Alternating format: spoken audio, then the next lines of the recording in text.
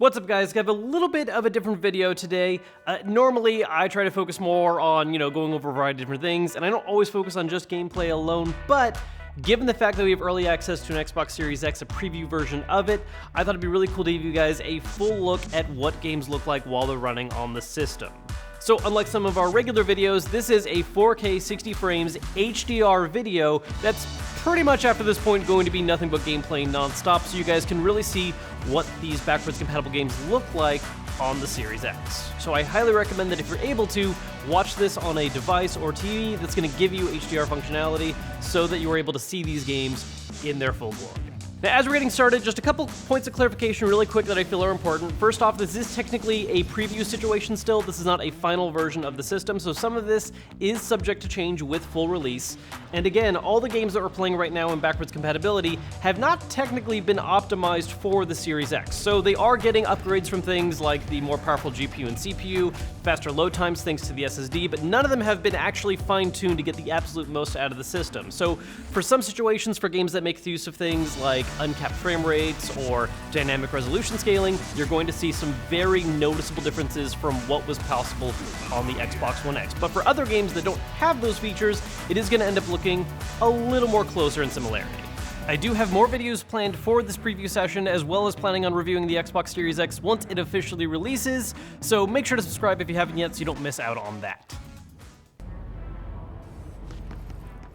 I already touched a little bit on Control during our initial backwards compatibility impressions, but this is really a game that I wanted to try out on the Series X immediately, because while it looked good on the Xbox One X, it had its problems. There were frame drops, massive loading times. It just wasn't exactly the best example of a smooth playing game. And on the Series X, basically all those issues disappear. No matter how many enemies I'm fighting, how much debris is flying everywhere, the game is maintaining a super buttery smooth frame rate, and it looks great.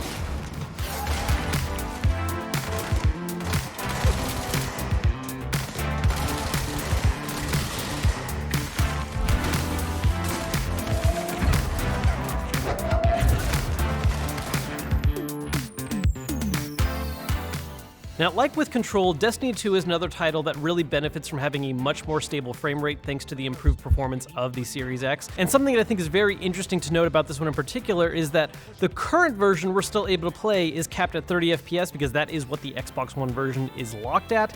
But Bungie has already gone out of their way to say that for the Series X, as well as for the PS5, Destiny 2 will be getting patches to support up to 60 frames. So this is one of those titles where you're seeing some smoother performance for now, but there's already promises of being something even more in the near future.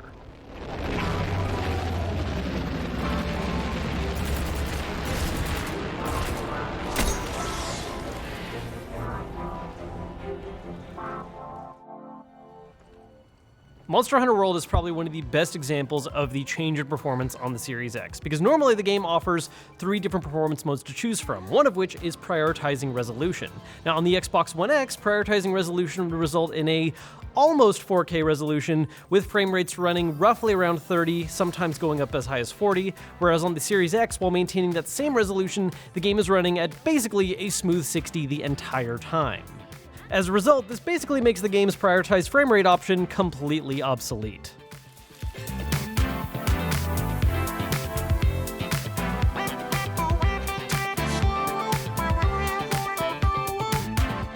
Taking a break from Xbox One games, let's look at something that's much older with Panzer Dragoon Orta from the original Xbox. Now, the thing about this game is that while of course it runs smoothly on the Series X, considering how much more powerful it is than an original Xbox, a unique feature it's now making use of, like Tekken 7, is Auto HDR. This is a game that was released in 2002, well before HDR was even a thing in gaming, and now it's able to make use of that thanks to the Series X.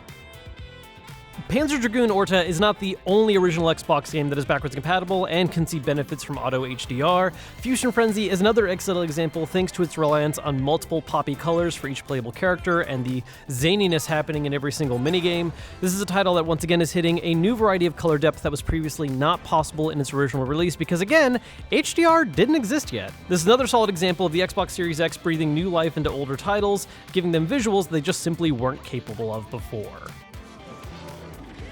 Like in our original impressions video, Final Fantasy XV is one of the games that really benefits from the Series X, particularly because of its light performance mode. This is the only mode that uncaps the frame rate from 30 frames per second, and on the Xbox One X, the game still ran at a sub 60 frame rate, whereas on the Series X, we are seeing super smooth gameplay at 60 frames, which was not possible with the older systems.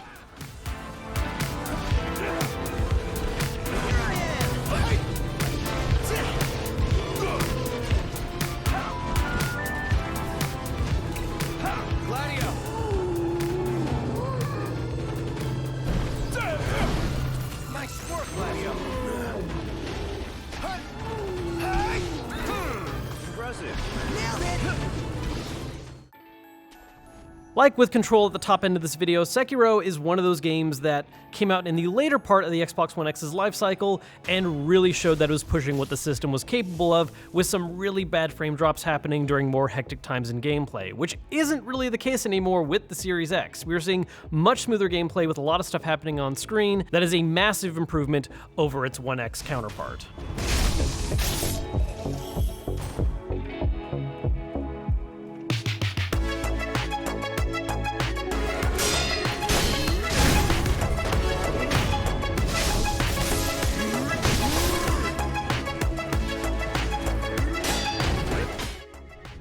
Now, Fallout New Vegas is a slightly different example I wanted to use in this video because of all the backwards compatible titles that I have messed with and tried out, this is one of the few that did not work with Auto HDR. Now, this is something that Microsoft has already talked about for this feature. There are some games where they tried using it internally and it just didn't work out for that particular game for whatever reason. And in the case of Fallout New Vegas, it probably has something to do with the fact that the game is just various different shades of brown, yellow, and olive green. The point is that there are some titles where at the end of the day, Auto HDR is just not going to be a great choice, and so it's automatically disabled rather than something that you can choose to use.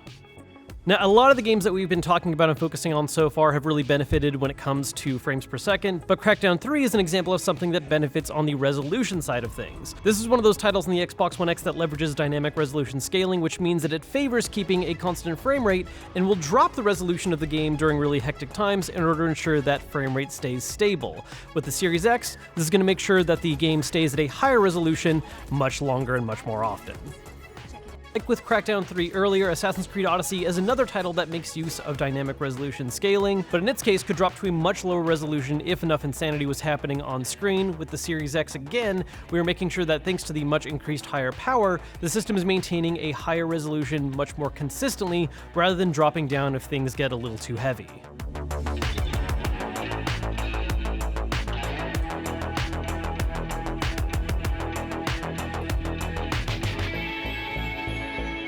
Okay, now I know when you came here looking to see different games being played on the Xbox Series X, Hydro Thunder from the 360 was probably not at the top of your list of ones you wanted to see, but I think this is an interesting one to compare, mainly because of A, it's a very colorful game, and for its time, it was aiming for at least a somewhat realistic visual style, and so this is a really nice showcase of what Auto HDR does.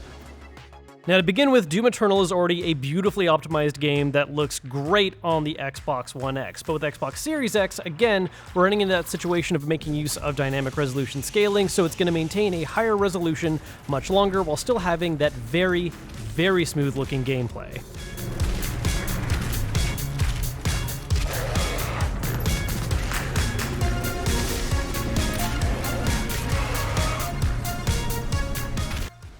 Now, of all the Gears of War games, I really want to check out Gears of War 3 because of the original trilogy on the 360, this is the one that actually features more than 3 colors.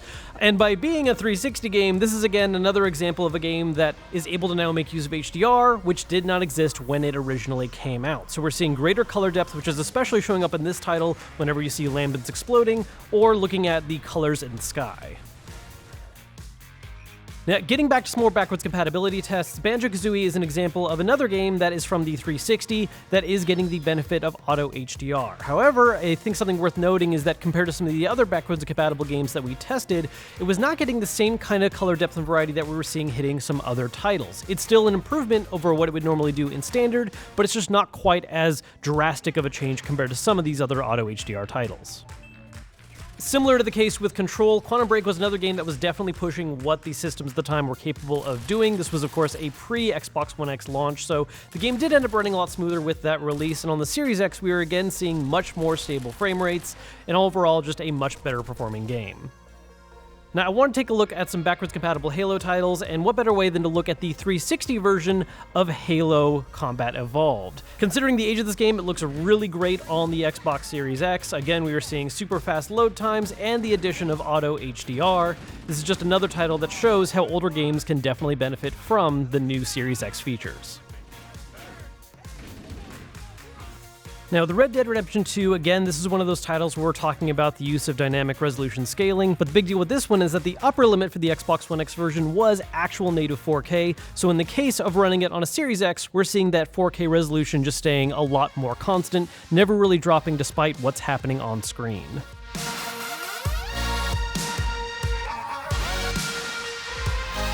Now, one of my favorite games from the Xbox One that sadly got a little abandoned is Sunset Overdrive. It never got any kind of proper Xbox One X upgrades, including the fact the game never supported HDR, despite the fact that it is one of the most colorful games exclusive to the system. So, thanks to the Xbox Series X's Auto HDR, that is finally a feature that can come to the game, and it just makes it look even more colorful than before. Honestly, guys, if you pick up a Series X and have never played Sunset Overdrive, grab it. It needs more love, even though Spider-Man has them now. Speaking of insanely colorful, let's go ahead and cover the same kind of topic but for the Xbox 360 with one of my favorite classic arcade titles, Geometry Wars. This is a game that obviously when it comes to things like frame rate and resolution we're not seeing a major change, but this is a title that was so colorful for its time and can benefit from the addition of HDR. This is another great example of a game that is now viewable in a way that was never previously possible on its previous systems. And then we have Rise of the Tomb Raider. This is another title that offers a couple different performance modes to choose from. In particular, we want to try this game out in its native 4K mode because on the Xbox One X, while it would hit 4K, we did see the frame rate suffer as a result, but now on the Series X, that frame rate is nice and stable while maintaining that native 4K resolution.